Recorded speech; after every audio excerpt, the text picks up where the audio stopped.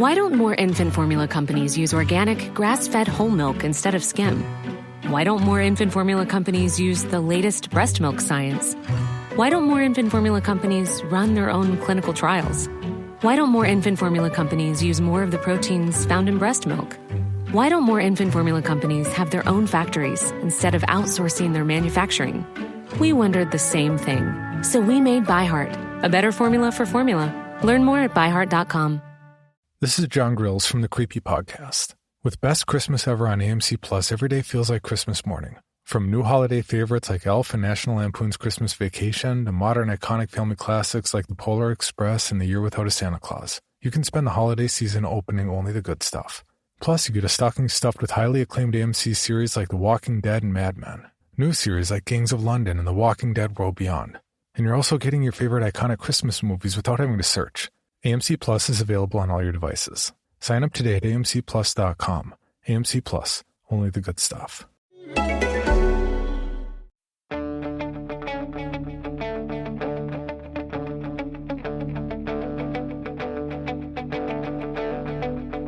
Ich warte seit Wochen auf diesen Tag und tanz vor Freude über den Asphalt. Als wär's ein Rhythmus, als gäb's ein Lied, das mich immer weiter durch die Straßen zieht. Komm dir entgegen. Hello and welcome to Gegenpressing, the German football podcast from the Football Grad Network. I'm your host, Bryce Dunn, and joining me, as always, is Manuel Veth. Manu, how have you been? Yeah, I've been pretty good. Enjoying the holiday season. I ate a lot though, Bryce. I think you have to send me over one of your special workout plans. It's been 4 or 5 meals every day. I love Christmas, but this has been a lot. I feel the same, to be honest. My first training session today in, just under a week, but, it felt bloody awful. Yeah, same for me yesterday. But hey, I'm glad I'm not the only one suffering, so that's good. Yeah, most certainly. But joining Manu and I, as always, is Chris Williams. Chris, how have you been? How was Christmas? It was very nice, thanks, Bryce. How was your Christmas?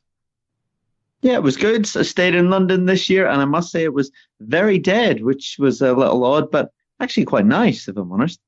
Yeah, same for me. Nice, quiet family Christmas. Looking forward to the football coming back in the new year now. I think I've pretty much had my fill of Christmas festivities. I'm not really a New Year person, so let's get football back.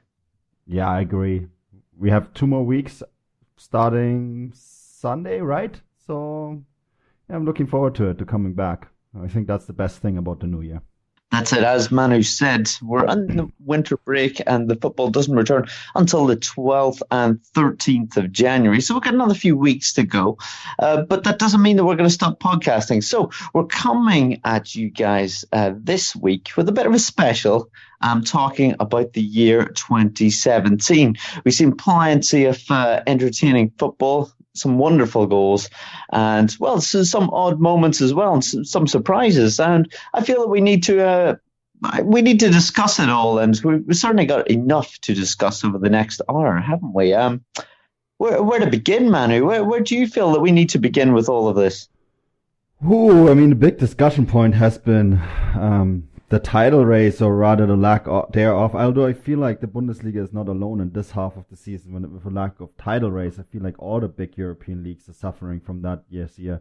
But we had a little bit of a title race in the 2016-17 season, right? So we need to talk about that as well. And I think that is a really good starting off point. Like the big boys on the top, what they have done, I think there's been a lot of good things, interesting things happening, and it's been in so many ways an odd year for the big boys as well, right, Chris? I mean, we had 2017 was also the year where both of the big clubs, one of the big clubs, fired their coaches twice even, and the other big club fired their coach the earliest in the history of the Bundesliga ever. So, title race is one thing, but there's been some oddities in this title race as well.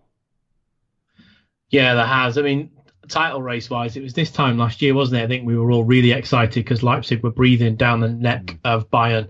And it sort of went a little bit wrong when we came back after the winter break. Bayern's dominance started to show, and I think it started with that result way back on a very cold night in Freiburg, where they managed to get a winner when really they shouldn't have done. It should have been either a Freiburg win or a draw. I think they were really unlucky, but for Freiburg to be beaten on that specific game when we came out of the winter break, I think that gave Bayern a massive kick on. And yeah, unfortunately, Leipzig fell off a little bit, didn't they, after that? But yeah, I don't think I would have believed you this time last year. So as we were looking at going into 2017, if you'd say to me, during the next calendar year, Dortmund would have 3 managers by the time the next winter break came along, I don't think I would have believed you at all. Yeah, I don't think anyone would have believed that. I mean, at this point, last year, we thought Thomas Tuchel would be the man for the foreseeable future, right? Because of all the good things he's done at Borussia Dortmund. And then I guess what happened was in the spring, that terrible terrorist attack on the Dortmund bus and the exit from the Champions League. And really what happened after that, I mean, there was other things that happened, the Thomas Tuchel, Mitzlav conflict, right? Frost relationship between Tuchel and the management, but that really kind of brought it all to the top. And I guess in March, people forget that's not that long ago. I remember we were chatting and you were racing back to get to the game, and I texted you and said, "Oh, Chris, you don't need to race. The game is off." And oh yeah, I remember that. Yeah, I had no idea. I was coaching at the time, wasn't I? And I think I was trying to get back for the game, and I said, "I don't know if I'm going to make it." And I remember reading the text, not when I was driving, obviously, and it said, "You don't know, do you?" Yeah, you don't know, do you? And then the next thing was the game's off, right? Yeah, that was odd, and I guess it really brought up all that was bad in the relationship between Tuchel and Dortmund, because remember, even after he won the cup, some of us, we thought maybe they could still fix this and keep going, and they really didn't manage to do it. And Bayern, there was some similar issues really with Bayern too. I remember like the Ancelotti Bayern marriage never seemed a happy one. Even, I mean, it's all after the fact, of course. It's easy for us to say so, but even in that spring period, that Champions League exits against Real Madrid, where Ancelotti made some big mistakes. The big one, of course, was leaving Arturo Vidal on, right? And then I guess when you look back over all of 2017, and this is what we're doing, we're looking back not just this season, but the entire year, you could see the cracks at Bayern as well.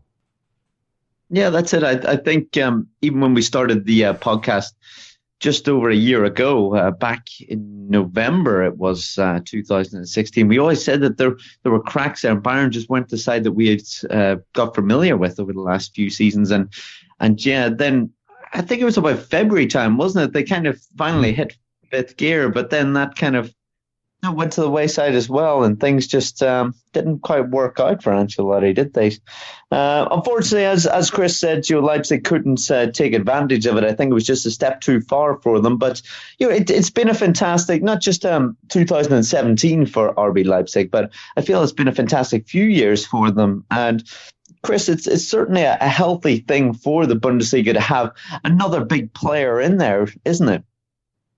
Oh, you don't want to say that too loud, Bryce. There's a lot of people who disagree with you there. I'm not one of them, by the way. I think Leipzig have been a revelation, and I know they are a very corporate brand, and the sort of identity that a lot of people who follow German football aren't keen on. But, they're here to stay, so we can either throw pigs' heads onto the pitch every single game between now until football fades out, which is probably never, or we can just accept it and move on. And I think we have to accept it and move on. And that's what I'm certainly going to do anyway. And Leipzig have come in. And I think for me, if they would have come in and spent wildly, like we've seen clubs across Europe do, and take the best talent from everywhere, I think I would agree with people. But they sort of done it the right way. And then they came into the Bundesliga last season. And certainly for the 2017, the latter half of last season, I thought they were excellent, and they were deserved of where they finished in the league and a Champions League debut this season. Yeah, it's I guess the real the real thing that speaks for Leipzig is the fact that they actually comply to financial fair play. And this is something that Rangnick has spoken out on, right? That he said that if there wasn't any financial fair play, we probably would have done things a little different. He's been a little frustrated with it too, because, they're keeping to the limitations, and there's a bunch of other clubs out there in Europe that, don't. And, without pointing any fingers, but one of them is fueled by big state, by state money.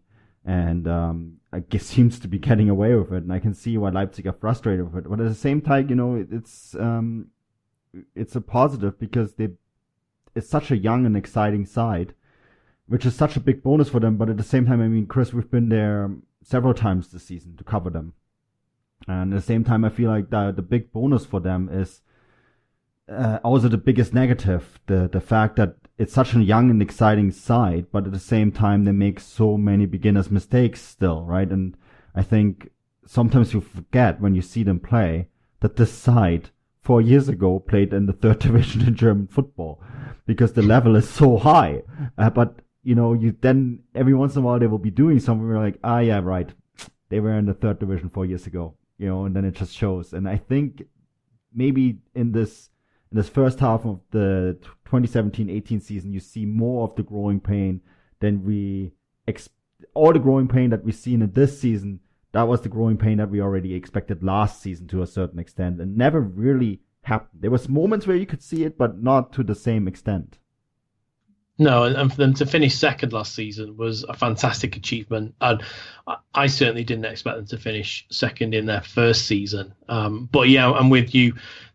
So the second half of this calendar year, obviously from when the season started again, so September onwards, they've had the reality of playing European football midweek. And, currently as we were in the break, they're fifth, and they're on 28 points, a considerable difference from where they were this time last season as into how close they were to the top. But I think it's been a really valuable learning curve for them. And a little like Hoffenheim, maybe the Champions League was a step too far too soon. I can see them doing really well in this Europa League competition that they've now fallen into. I think they are one of the stronger sides left in the competition now, along with some of the other big boys who dropped out of the Champions League. But Leipzig and Dortmund, have got a real shot going forward in the Europa League for the remainder of this season. So, that's definitely 2018 for them to be positive towards. And if they can replicate getting back into the top four again, which is, I think it's looking hard at the moment. You've got Bayern on the top, Schalke. I think in the background, I'm still waiting for a little bit of a slip from them, but they're not showing it any at the moment, certainly. Dortmund have had a torrid time and look like they've found a little bit of stability under Stoger. And by Leverkusen, we all expected him to come back, some more than others, Manu. And you've been, put in the clear by saying you thought they'd be up there, and they are. So I think it's going to be hard for Leipzig to get back into that top four. But saying that, it's so tight between second and eighth, isn't it? So it could be any of those sides at the moment. I think Leipzig will be all right. I think they'll finish in the top four. I can't tell you where, but I'm pretty sure they will.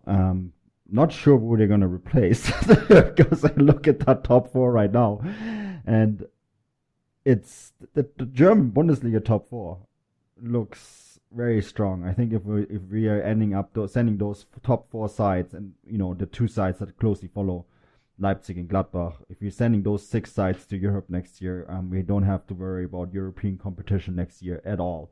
I think all those teams will do very well in Europe. But I'm pretty sure Leipzig will finish in the Champions League. It's just a sense again. I think they were almost a little overwhelmed by the Champions League, Bundesliga, DFB Pokal, all these games. November, December was a really tight program for them. Where they also played Bayern. They had those 2 big Champions League games, and a really tough program. And I was there for the final. Their final home game against Mainz, and you could sense that they were running on fumes a little bit. And I guess my guess is that Leipzig are going to strengthen the squad, bring in some more depth over this winter already, bring in some players to ensure that that they can stabilize in the second half of the season, because I think they've tasted Champions League football now. They don't want to leave. Like the aspirations now are that they're going to stay there. in the Champions League, and I think I can really see them doing everything possible to return next year. I mean, they're going to have to come out of this winter break on all firing on all cylinders, because in a very short space of time, I think it's going to come down. This top four is going to come down to head-to-heads, and they play Schalke, Gladbach, and Dortmund all within, all within, is it 5 or 6, maybe 7 match days of each other. So by the time we get into early March, which is when they'll have played Dortmund, they'll have played Schalke, Gladbach, and Dortmund. If they can pick up 9 points from those 3 games, I think they'll hold themselves in very good stead of making the Champions League for next season. But guys, if we just talk about the title race in a long term, I mean, obviously we've mentioned Leipzig should be up there. Dortmund are always there or thereabouts. But do we feel any of the other sides, like maybe Schalke, Leverkusen, Gladbach, Hoffenheim, who are floating around as well in those top 6 positions, do we feel like any of these teams could truly challenge Bayern over the next few years? Yeah, I do think so. I think Schalke certainly can. I guess that was the blunder of the year from us, right, Chris? That Dominic Tedesco would be gone on match day. What was it? Yeah. Who said that? Which idiot said that? Yeah, oops. Moving on. I'd just like to say I backed him. Yes, just Bryce, you get to, as we say in Germany, if you're right, you have to order the next round. So that's up to you. The next round is on you. Anyways, that's how Germany is. You win, you actually lose. That's how our culture works. But yeah, I think Schalke could actually they could do something similar than Klopp did with Dortmund. I think there's something growing there. Of course, a lot will depend on what will happen to some key players. I think Leon Goretzka is going to be very hard to keep, although he didn't play very much the last few games. So I don't know how big of a factor he will be. Signing Max Meyer will be a key, really big key for them to keep hanging on to him. And I think the chances are quite high that he will stay. And if then they can, all these young players that they're bringing up, it's just the Swiss Embolo, who had a horrid first season in Bundesliga with a horrid injury. He's coming into his own again. Guido Burgstaller just can't stop scoring. So at least we got that right, Chris? And I think that was never in doubt. I think never. Even someone who knew nothing about football could just take a look at the way he played in the second league, and for me it was pretty obvious that he would make the step up as well as he's done. Yeah, absolutely. So, as long as they have him, and I think they will add, if they return to the Champions League football, there will be money to spend there. And I think something can grow there. I think Tedesco is the man who has proven a lot of people wrong, including us. And I think it's now up to him to show it. So they could become a title challenger in the long term. They're certainly big enough club, Bryce. The money is there, the backing is there. They're the same size of club than Borussia Dortmund. Although Borussia Dortmund fans and Hans-Joachim Watzke don't like to hear that, but it's true by demographics. Leverkusen. Manu, do we see Goretzka staying there? Oh, I think it's going to be difficult. They offered him 12 million euros a year. He's saying that, his agent is saying that, and from what I hear there is a big club in the place that I am right now. Everyone knows them, and everyone thought they had already signed him and nailed him down for next season. But from what I hear from that is that Leon Goretzka has not made a decision. He's actually not made a decision. Now, that doesn't mean they're going to be able to hang on to him. I hear that Barca, Manchester United, Liverpool, and Bayern are looking at him to bringing him in as a free agent in the summer, and that's very tough competition. It's very tough competition for all of those clubs that are trying to sign him as well. Because I actually genuinely believe that he hasn't made a decision yet. So I guess there is a chance, but it's not a big one.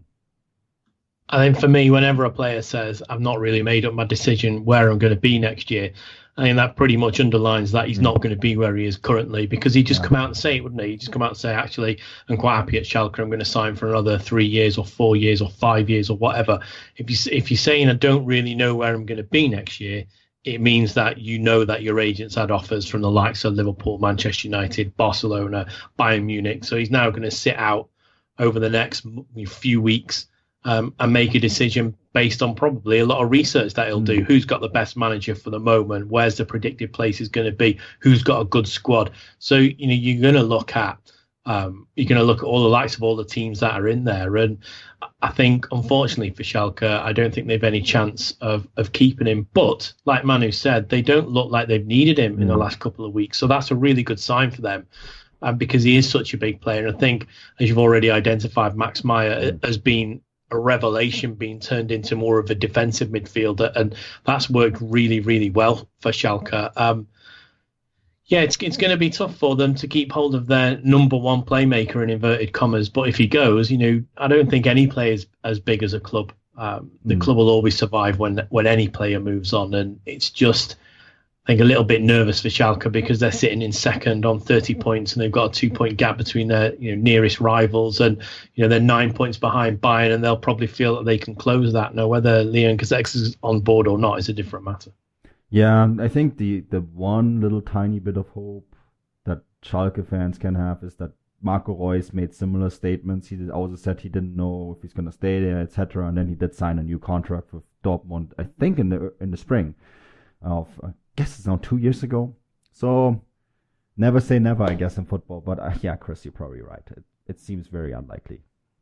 Well, Chris, I'm going to go to you for this one. Obviously, we've spoke about Schalke now as well. But moving further down the table, looking at the likes of Gladbach, Hoffenheim, Frankfurt. I mean, they're knocking about. One final question on the title challenge is, do you see them possibly being able to go up a level and challenging for the title maybe in years to come? Or do you see them more battling it out for a European spot? And if so, who's going to get these European spots this year?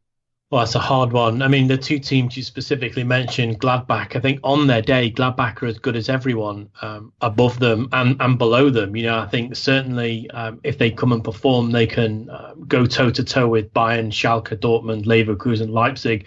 And also, they can keep Hoffenheim and Frankfurt in check. It's just, for me, they don't do it consistently enough. They'll have one great game and then draw a couple and maybe get absolutely thrashed and then come back with a great result. So unless they can sort that out, and John McKenzie won't be pleased to hear this because he's a big Gladbach fan, but I think they're punching around where they should be, which is sixth currently, unless they can sort out their consistencies. Hoffenheim are similar, although they'll have been scarred a little bit like Leipzig were with their run in the Europa League, not used to playing midweek, but that for them is something that they'll be able to get over as we go for the rest of the season, and maybe they can now just concentrate on the league. They've left themselves in a pretty healthy position, 26 points, so they're only 2 points, or if they were to get 3 points, they would go into third if everyone else above them failed. But that shows how tight the league is. So if you're on about challenges for this season, I would say no. It'll probably be out of the four that are already there. So second to fourth out of those three teams. I can't see anyone else really taking it to Bayern. But in years to come, Gladbach potentially, Hoffenheim depends if they can keep hold of Nagelsmann until the end of his contract to get an extra season out of him.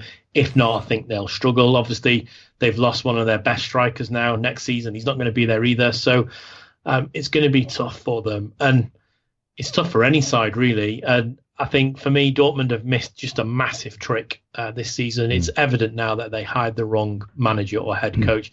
Peter Bosz was the wrong decision in retrospect. At the time, I think we all thought he'd be a good appointment. We saw what he did last season with Ajax, taking them to Europa League final with a very young squad.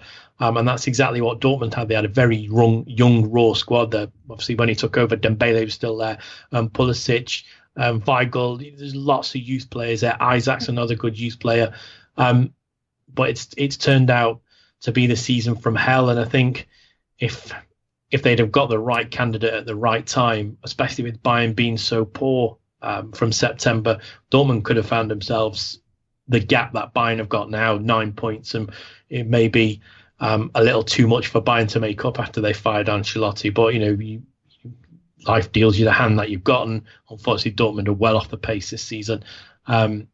So going forward, I think it all depends on who comes into Bayern next season. After, I can't see Hike staying on for another year. I think Big Yupp will go. Who comes in? Do Bayern get the players they need? If they can, maybe their dominance isn't shaken for another season or two, but it'll give everybody around them a fighting chance to maybe do the right sort of recruitment. And I'm with Manu. I think Schalke have got their building blocks there to be very, very good. I mean, they've been in the Champions League consistently the last few seasons, bar the one just gone. So I think they've got the building ground there.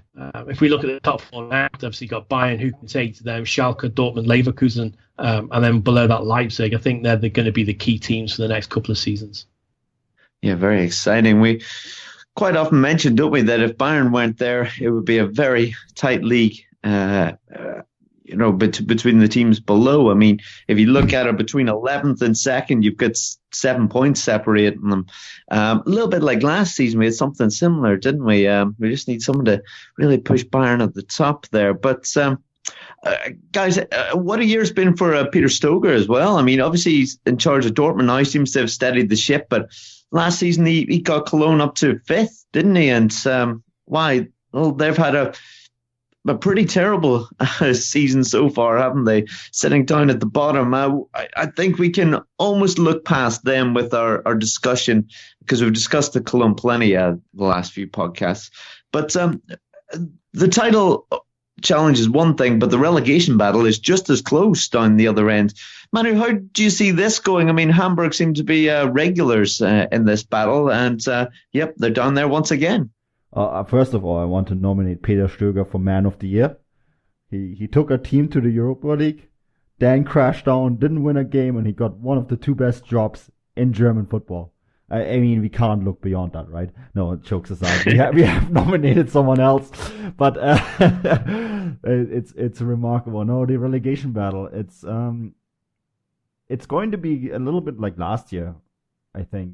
You know, last year we had a very exciting relegation battle as well. Of course, 2 teams, Darmstadt and Ingolstadt, looking very much, at this point of the season, looked very much like they were gone. And then they really gave it a go and almost got out of there, right? And then you had, I think, half the table looked to the Europa League and also looked down to the relegation spot, the playoff spot, where ultimately Wolfsburg would end up in. And Chris went to that relegation playoff games. And I think it's going to be very similar. Well, to a certain extent, it's going to be similar this year. I think Köln, sadly, it pains me to say that, but I think Köln will give it a go. And I think Köln will do a lot better in the second half of the season than they did in the first half of the season. But it's really hard to imagine them not going down, which means that this year it will basically be 2 teams. And, when I look at this list, HSV, Bremen, Mainz, Stuttgart, Freiburg, Wolfsburg, Hannover, all the way up to Hertha, those are all teams that, some of those teams can also look at the Europa League spots, but some of these teams have to also be careful. A couple bad games, and we've seen in the past how quick it can go. Stuttgart have done some very serious moves in the winter transfer window. They brought back Mario Gomez, and there's rumors about Andre Schürrle, of course, as well. We'll see if that actually comes to fruition. Freiburg are linked with a very fantastic Argentine left back. We'll disclose a little bit more about later on, and on the Fußballstadt.com. But some of these teams are doing some serious business, and Bremen have looked good since Kofeld came in as a head coach. They're proving me wrong. I thought they would be just stuck in their own. They haven't really brought in fresh blood, and I thought they would be stuck in there in this situation for longer. And HSV, I saw them play against when I was there like a few weeks ago, and then I thought they actually played very good against Eintracht Frankfurt, and just couldn't get the job done. They just couldn't score, and I think that the big problem right now is competitiveness in the bottom half. There is no, Chris, we said this before the season, right? There is no natural relegation candidate. Last year we had 2. Everyone kind of knew Ingolstadt and Darmstadt would go down. There were 2 natural relegation candidates. They went down. We don't have that this year. There's so many big clubs. It makes it really competitive. It does. And, we were asked a question earlier, weren't we? Who do we think that would go down this season? And I had Augsburg and Mainz down the bottom, with Hamburg fighting in their 16th slot again. And Augsburg have done exceptionally well first half of the season. Mainz are, there or thereabouts, but they're still just keeping their head above the water. But yeah, I mean, Cologne, you just feel for Cologne now, because when we come back after the winter break, if every other team around them fails to win, so if you say you've got to look, Hamburg can't win, Werder can't win, Mainz can't win, and Stuttgart can't win. But Cologne have to win while all those teams don't, and they have to make up 10 points to get out of the relegation area. I just don't think that is a possibility for any club. You're asking 4 or 5 clubs above you not to win, and you need to make up 10-point gap. I just don't think it goes for me. So, yeah, I mean, Manu said all the way up to Hertha, which they could have a bad run of form, but if I'm Freiburg and Wolfsburg, I might be sweating a little bit that I could go either up or down. Stuttgart, I was there for the last game against Bayern, and unluckily for them, they should be another 2 points higher. The fact that they missed that very late penalty and then really started fighting for a game on the 88th minute, it was way too late for them. So, yeah, for me, I think Cologne, Hamburg, unfortunately, again. And then, like it was last season, Bryce, it's going to be 1 from 4, and it could go all the way down to the last day. We didn't know I'd be going to Wolfsburg until the last 5 minutes, did we, of the very last game? Yeah, that's it. Cologne, I mean, we all knew that it was going to be tough when Medeska moved on. It was going to be hard to replace a guy who was surprising everyone with some sublime form unexpectedly, and they obviously didn't replace him. It was going to be hard to replace him, but also they've had at times between up to 15 injuries to their first team squad, and that doesn't help, and the defense hasn't been as sturdy as it was last year, and it as you said, Chris, I unfortunately think it's too far now. Which is sad to see, because Cologne are a fantastic community of football lovers in that town, and everyone knows what the atmosphere is like. When you go there, it'd be a real shame to lose them in the top flight, but somebody has to go. And as we said, there's no natural selection of teams that are going to go down like we possibly had last year with Darmstadt and Ingolstadt. So. Well, somebody has to go, unfortunately. I must say, guys, at this point, should we be a little bit concerned about Stuttgart? I've noticed when looking at the form chart, they've only picked up 4 points out of the possible 21 in their last 7 games. I mean, they're starting to slide as well. And as you mentioned, Manu, it only takes for a few bad games and you really are in the thick of it. Yeah, but I think they're aware of it. And I think bringing in...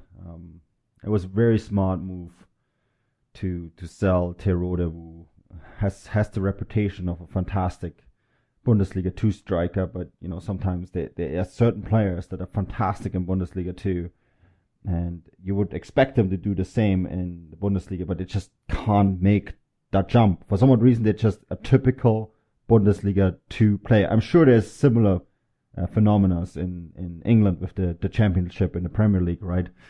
Certain players just seem to do better and are absolute stars in a certain division and seem to have all the right tools to make it jump up, but for some reason the playing style just doesn't work, and he is someone like that. So they were essentially playing without a real number 9, and I think that was from the game that I saw, even against Dortmund, a game that they won. I thought that the one big problem Stuttgart had was a real number 9 striker, and I think it was the same against Bayern, right, Chris? That they just couldn't get the job done. And signing Mario Gomez it's a big transfer, and the way they got him too. It's the impact, of course, will be apparently Wolfsburg are now signing Divock Origi on a full-term transfer from Liverpool, right? So apparently that's already been set in motion, so they were able to let Gomez go, who really wanted to go home. I think on our last pod we'd already talked about players wanting to go home. That seems to be the story of the winter transfer window. So Gomez really wanted to go home to Stuttgart, the club where it all started, where he became a star, a national team player, the sunny boy of German football, and I think he will have a very positive impact there. And I think that Stuttgart are going to do more. There is money there to spend. They have Mercedes-Benz as an investor, and there is money there to spend. And then they have, with Michael Reschke, they have someone who knows how to spend that money. And I think they are going to be fine, and they're going to be fine because they know that they are in a situation where they have to worry about it. And I think that always helps clubs a little bit. This has been a phenomenon in the Bundesliga for many years, that we will see one team that's going to be relatively safe right now drop into a relegation battle towards the end of the season. That always happens. It's the one team that, thinks a team that's naturally supposed to be down there, but had a good start to the season and, feels secure, and then all of a sudden will get sucked down into that. I'm not sure yet who it is. I have a personal favorite, who it should be, but I'm not going to disclose that because we're supposed to be neutral. And I think Stuttgart we all will know be all right. Yeah, no, that's Augsburg. yeah, maybe. Anyways, that's how I see it. I think there is going to be one team from that top half that could slip in there, and I think Stuttgart will be all right. But the one team I'm really worried about is Hamburg. I think they're in real trouble. But then too, they have the experience of it to deal with it. So we'll see. We'll have to wait and see. I think, Manu, you've identified with Gomez going to Stuttgart, that could be the signing for them that takes them out of the danger zone, I think. And if they can bring in Schürrle as well on loan, although it looks like they're going to have some stiff competition from West Ham, but if they can do that, they're two key players that could really push it on, because no disrespect to, Shadrach Okolo or Simon Terodde, who played against Bayern, but or even Ozcan at certain points, for 10-15 minutes of that game, they bossed Bayern all over the shop. And if they had someone like Mario Gomez there to score that goal, I think that he would have made a massive difference, as did Thomas Muller. Bayern could not score that day, and they needed to bring someone in who could score, and they brought on Thomas Muller. One chance, one goal. That's all he needed. Well, someone like that for Stuttgart, that game could have been won. I even think they could have come behind and beaten Bayern with a dedicated striker of maybe a little better quality. So I think that could be, for me, the move that maybe pulls them out of 14th and ends the table for them at the end of the season, in around 11th, which I think will be fantastic for them. Survival is the name of the game. When you come back up, you want to come back up and survive for the next season. If you're going to come up and go down and become a yo-yo or an elevator team, that becomes a bit of a problem. So for Stuttgart to just cement themselves, I'm pretty sure they'll be happy if they finish 14th, just as long as they can have another crack in the top league next season. But yeah, like you, Hamburg, it just seems to be that clock's going to have to reset at some point, and they seem to get away with it time and time again. And even a cat only has 9 lives. It's odd when you're in that stadium, Chris, and you see that clock, and you see it ticking and ticking and ticking. And I think it's the only death clock that goes up, not down. It's the only countdown that actually, the longer it goes, it's like, if I was a manager there or a head coach, I think the first thing I would do is take out that clock. It is a super controversial statement because they're super proud about this clock, but that's the first thing I would do. Because for me as well, because if I'm a visiting manager, that's my team talk. A picture of that clock on the board saying, who do they think they are? Look how cocky they are. Let's just go out and reset that clock. And you only need to have 17 teams, come to your ground a year who've got that idea of let's just stop that clock. And then all of a sudden, your home games, which should be your most favourite to win, you're playing an uphill battle. It's like everybody wants to beat the champions or everybody wants to beat the cup winners. For me, I'd want to be beating Hamburg just so they can reset that clock. Oh, and it's also bad for your own players, because every player, when they lose, they just don't look up and they're like, oh yeah, that clock is just going to keep on ticking like it has. Since 1963, that clock has been ticking and we've always been fine, right? What kind of mentality sets that up for a player? Do you think That's personally, if I would be Marcus Gisdol, we're gonna have to put a black cover on this thing until the season is over, and then maybe think about what we're gonna do with it until then. They can put it on the main square in Hamburg where no one can see it when you go to the stadium, or I don't know, put it anywhere. Harbor entrance somewhere, but take it out of the stadium because that clock is no good. Yeah, added pressure to the players as well, I'd imagine, and coaches. But Manu, would you like to put your neck on the line and say that they're going to stay up or go down this year? Oh, Hamburg will stay up. I'll put my neck on the line. They will manage. You think so? Oh yeah, somehow they will manage. I'm sure they'll not go down. I'm probably going to eat those words, but I'm pretty sure they won't go down. I don't know anybody, Manu, that will save that little bit of audio and then replay it in May. So I think you'd be all right, because I don't think me or Bryce would do that. We'll be Bryce. I don't know, because he's only going to play back, the Leverkusen, clips from us laughing at him. I think he was saying, as if they're going to do that well. So I don't know. I don't know whether we should save that one or not. I'm a bit nervous about all these predictions. I'm not nervous at all anymore. I've done it already. We've messed up so many times that it's kind of not that important anymore. I don't know. I just can't see them go down. It's just I can't imagine a Bundesliga season kick off and them not being there.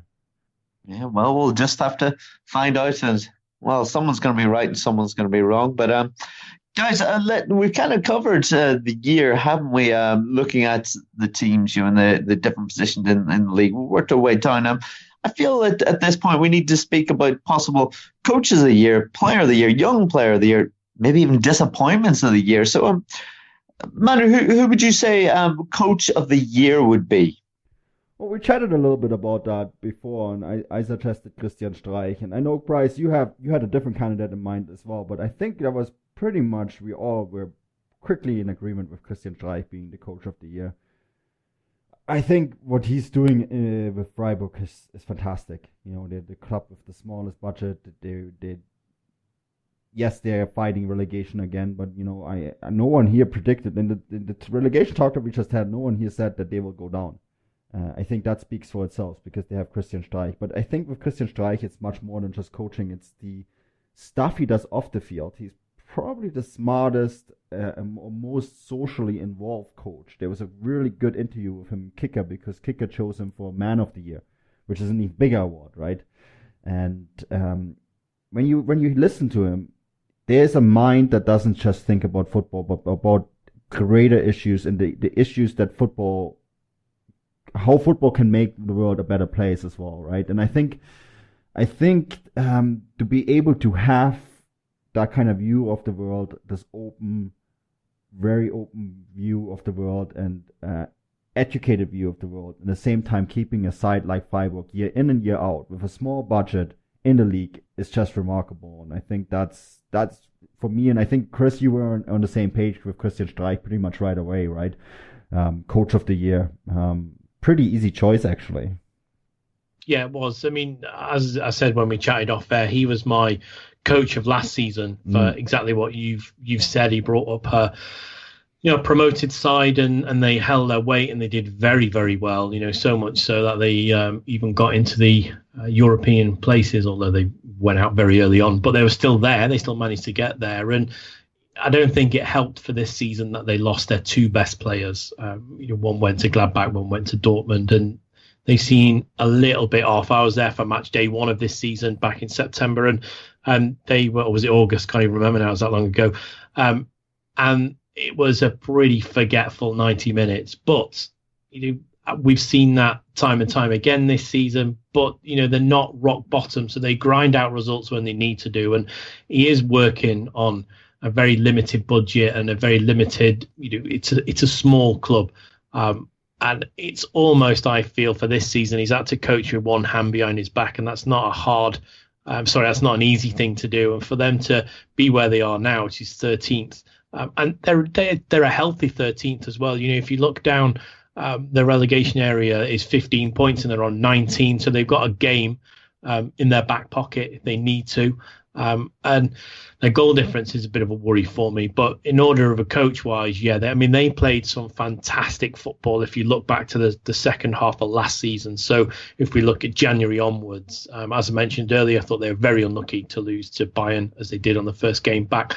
But they played football in a nice way. They knocked the ball around well from the back through the middle. And those likes of Grifo and Philip were playing excellent. And they were a joy to watch last season, and that's tipped off a little bit this season. But but also, as you've mentioned, Manu, it's what he does outside. He's very well read. He always speaks on about integration and social integration, and not judging people by their colour or by their race or by their religion. So he does a lot of good work, for the whole of the European community outside of the game or outside of the pitch. Yeah, I think it's hard to look away at the achievements that he's done there. I mean, and I doubt that they'll get relegated. I think they're too good to go down. In fact, their run of form at the start of the season maybe wasn't the best, but they pulled out of that and they haven't been beaten in the last 5, which is positive, and only lost once at home. So, I mean, their home record has always been pretty strong, and I think when it's that good that they'll have enough to stay up. And yeah, it was hard to argue against you fellas picking out Strike, but I personally had suggested that Dieter Hecking needed a bit of a shout. Sure, he may not win it, but he'd be about there in the top 3 anyway, wouldn't he? I mean, he took over Gladbach at the start of last year, just in the winter break, actually. And in saying that, before that, they had only got 3 points out of a possible 30. So they were having a bit of a torrid time. And, now he's done more than just steady the ship, I feel. He's taken them into a position where, a European spot is realistic. And they're looking like a team that's, in the next few years are going to go places as well. And yeah, I think that it's worth giving him a shout as well, even if we're not going to give him the honour. But yeah, guys, that I suppose we're going to have to move on to Player of the Year then. I mean, this was a little bit of a tough one. We had to put our heads together and really think about who deserved this one. But Chris, who was it that we went for in the end? Well, boringly, we've gone for Robert Lewandowski. But seriously, though, we did look at this, and he was the only one who's been consistent. So I would have gone with, personally, I would have gone with Osama Dembele, because we're talking about the whole of 2017 here. So he would have been my choice. However, he buggered off to Barcelona, so he needed half of the year.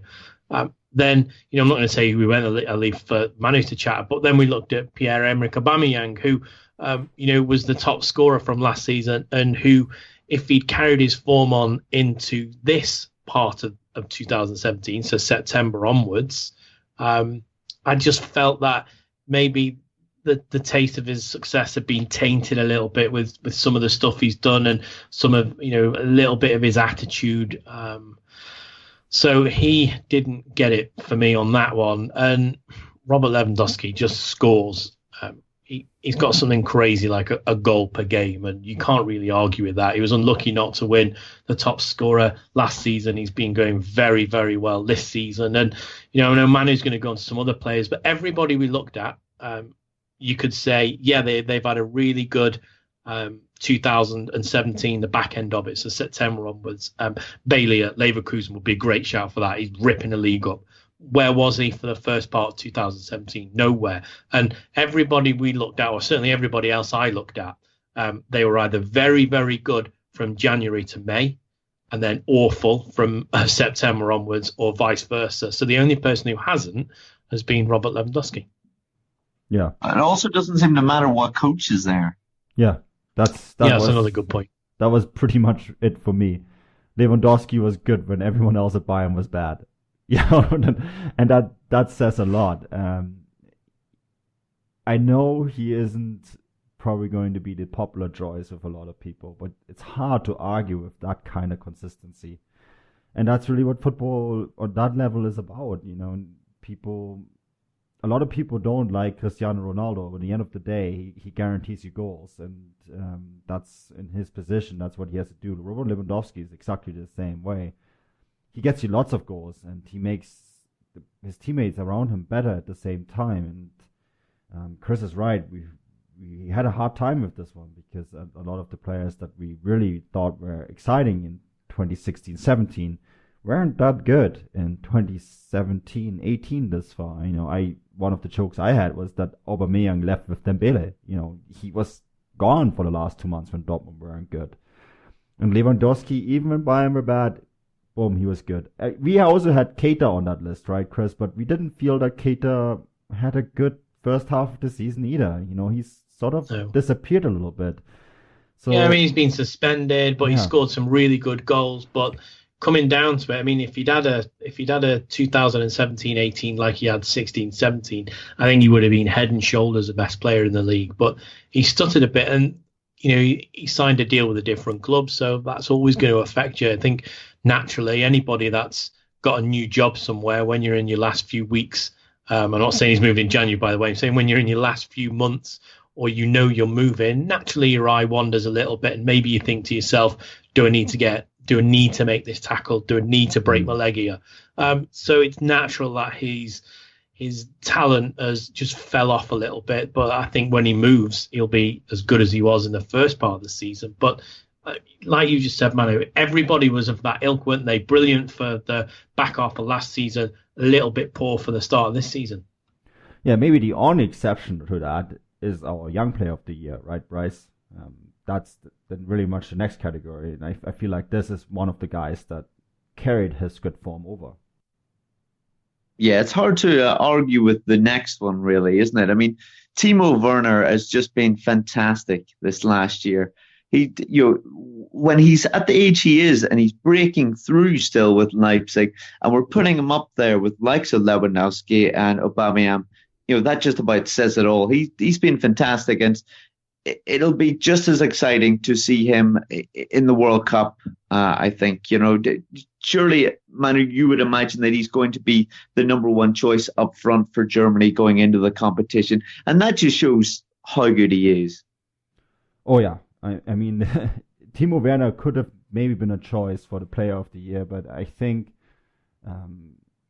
he disappeared just a tiny bit in the later stages of 2017, the really late stages. At that time, November, December, when Leipzig had a little bit of problems, which is understandable. He's still very, very young, and he's still coming to find his game a little bit. He's still only 21 years old, but his scoring rate in 2017 has been phenomenal. Not just for Leipzig, but for Germany as well. And if he is healthy, that's always the big question mark, right?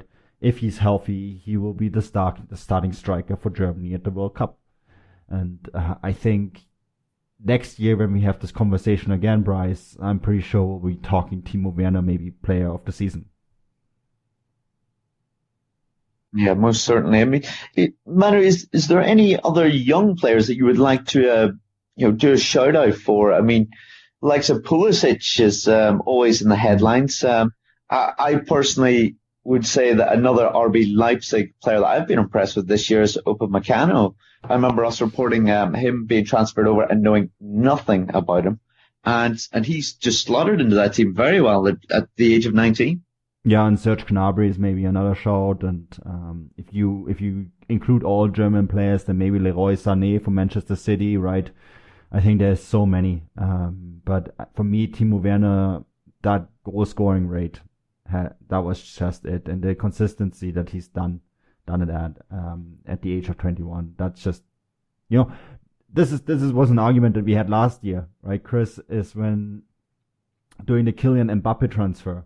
If Timo Werner had a different passport, we would be talking the same kind of transfer fees that were thrown around for the likes of Kylian Mbappe. The two actually had the same scoring rate.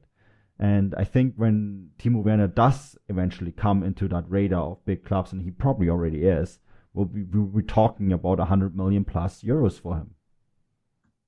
Yeah, he'll certainly be a high price, surprisingly way, and Leipzig will know that they've got themselves a real gem there. Now, whether he moves inside of Germany, and you can see that it's probably only going to be Bayern who could afford him, or whether he goes abroad to England or to Spain, he is the only choice for me for youth player of the league, for youth player of the year. Sorry, Bryce, you mentioned Christian Pulisic there, who has been exceptional, but he dropped off a little bit. But, goals win you games. And last season, in 32 games Timo Werner played, he scored 21 goals and had 7 assists. Now, this season he's played 23 games because of the Champions League and a Pokal, etc. And he's on 12 goals and 3 assists. So we're at slap bang halfway through the season, and he's pretty much on course to get what he got for the remainder of the season. So if it goes the same way, 2018 goes the same way as 2017 goes, I can quite see him breaking his own scoring record and maybe being on 25, 26 goals combined at the end of the season, which would be excellent for him. And yeah, for me, he was an obvious choice for young player of the season. And I, like you, Bryce, I'm really excited to see him in the World Cup, because I think if he has a really good World Cup, Manu, then we could see the price tag that you've just said be thrown around quite easily in the close season. Yeah, definitely. Yeah, I always feel that, when I'm speaking to anyone, obviously I'm UK based, when I speak to any of the football fans, more the Premier League fans or whatever, he doesn't seem to have really registered on their radar just yet. And I feel that the World Cup is going to be that next stage for him. Obviously, the Champions League is one thing, but the World Cup could really knock him on. And I think he deserves it too. As Chris said, he's got some phenomenal stats when you look at his goal scoring rate. And at the age of 21, he's a fantastic talent.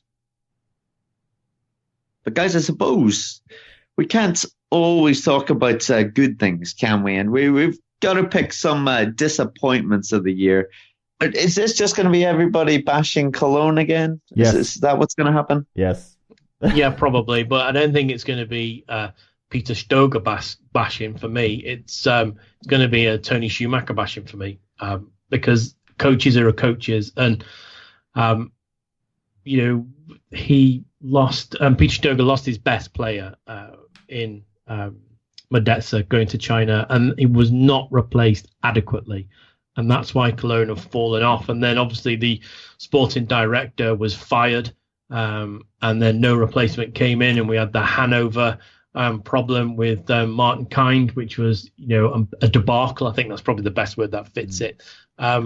And they are rock bottom of the league, and they look like they're going down. So I think they are the disappointment of the year, because if you look at their second half of the year compared with their first half, they were flying. Cologne were one of the teams of the season last season, getting up, qualifying for Europe, finally getting back into European football after 25, 26 years. And then it all went wrong once Modesta went. And that's, for me, has been the disappointment. I mean, they were really disappointing in the Europa League at times. They've been woeful in the Bundesliga. You even just have to look at the last match out and to see how woeful they were. When they were winning, was it 3-0 and they got beat 4-3? So, yeah, I can't think of a bigger disappointment of the year, apart from Osama Dembele going to Barcelona. Yeah. Record-breaking Bryce. They might be the team that finally breaks Tasmania Berlin's record.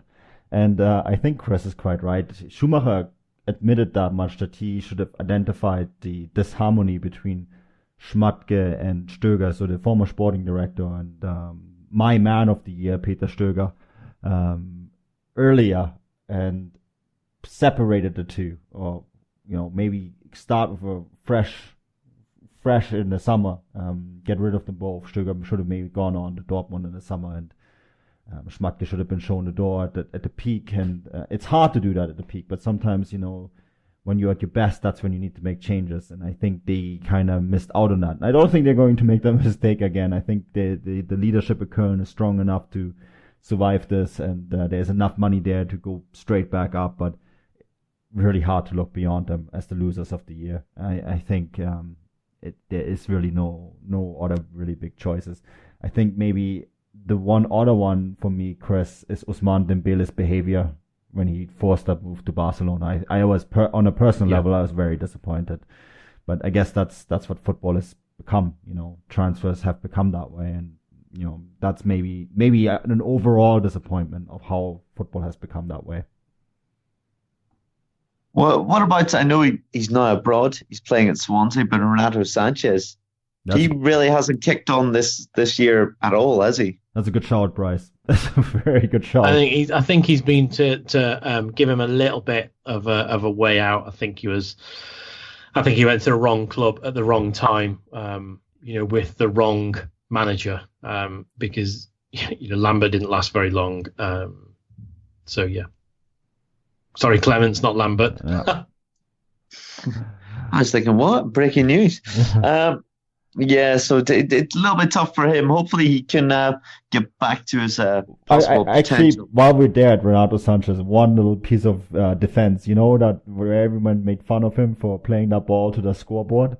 And actually, the same thing happened to Thiago. No one really, Bayern's Thiago, no one really paid too much attention to it because Bayern won the game and Thiago was playing very well. But it does happen. I think it is kind of fitting to a situation, but it does happen to players that are also in form. I think it happens all the time, doesn't it? Yeah. There's someone passed to a steward because they had a similar sort of top on. Was it Thiago that passed to the dog? Someone passed to a dog. Yes, that's right. That was Thiago. Yeah. So someone else passed to the dog. If you're out of the corner of your eye and you're looking up and you see that colour match and you're expecting a player to be there, you make that pass and then look up and then you're thinking, oh crap. And to be fair, Swansea City that day did look like a Thai energy drink. I don't give away free advertisement on this pod, but they did look exactly like that energy company as in like the color scheme. So just in defense of Renato Sanchez. Well, guys, we're running out of time here. We're going to move away from the disappointment. And Manu, just quickly, what was your favorite moment of the year then, just before we wrap it up?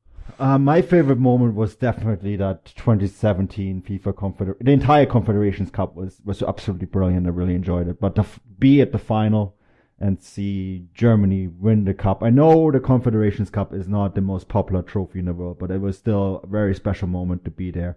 And I think that was one of the big moments. And then, of course, being with you guys in Leipzig, I think as many times when I think back to that moment, and it really got this pod going as well, didn't it? So that was a very special moment for me as well.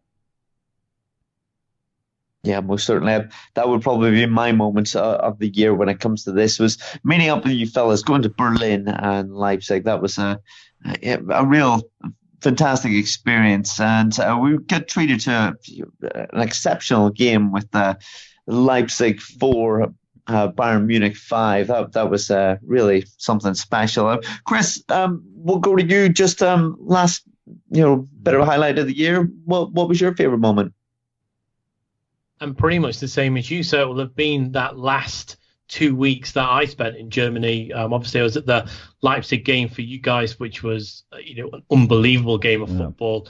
Then the next week, I was lucky enough to be in the stands to watch Dortmund Werder Bremen, where they came back and Aubameyang got the penalty very, very late on to make it 4-3 and to win the goal to see the top scorer of the season. That was excellent. And then I stayed on in Germany for another few days and then went to the Pokal final right down the front with the Dortmund end with all the Dortmund ultras, and I was looked after fantastically both by ultras and by the club. And I'd like to thank Borussia Dortmund again for looking after me for that. And that was just a brilliant 2 weeks, and to be in the stadium when Dortmund won the Pokal was just absolutely fantastic, and it's certainly something that'll stay with me forever. But it was just that 3 week trip I think we had in Germany. It started off with the Leipzig game, which was unbelievable. Then we went to Union Berlin and fell in love with the ground and the fans there, and three sides of the ground jumping. And the football wasn't the best, but for that day for me, it wasn't about the football. It was about the I don't know, is it 23,000 people that go there with that sort of attitude and that sort of just philosophy of having a great time and singing for 90 minutes and then going to Dortmund and then back to Berlin to watch the Pokal. I think 2018 is going to have to do something very big to top that. Yeah, most certainly, and I think we'll be looking into the second half of the season to book another trip to do some live podcasts. I think over from Germany. It was that much fun last time, and yeah, I thought they made pretty good podcasts too, if I'm honest. But guys, that more or less does it for today. I'd just like to say Happy New Year to you both, because that'll be the last time we pod before that, I'm sure. Yeah, Chris, what would you like to... Well, first of all, Happy New Year, Bryce. Thank you. But we'll go to Manu. Manu, what have you got to draw people's attention to? What have you got going on? Well, it's been a bit quiet on the entire Football Crowd network because, most of the leagues that we're covering are on winter break. So it's not been a post every day. It's not been a podcast every day, but that will pick up, I promise, next week. Once we're in the new year, we'll be back full in action, and all that will be on at Football Ground Live.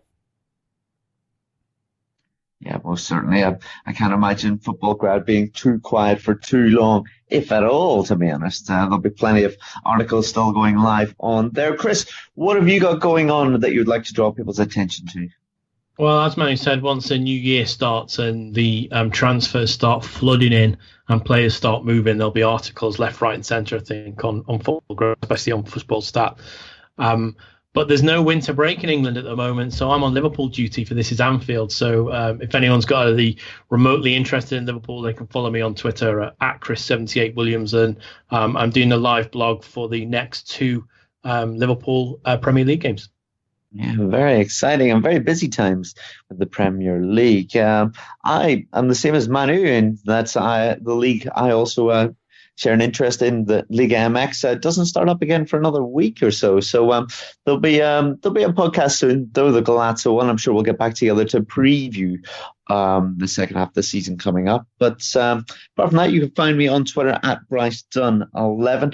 Thanks, guys, once again for tuning in all year round, actually. We'd just like to say Happy New Year on behalf of the Gegenpressing podcast, but also the Football Grad Network. And auf Wiedersehen. Und einen guten Rutsch. That too.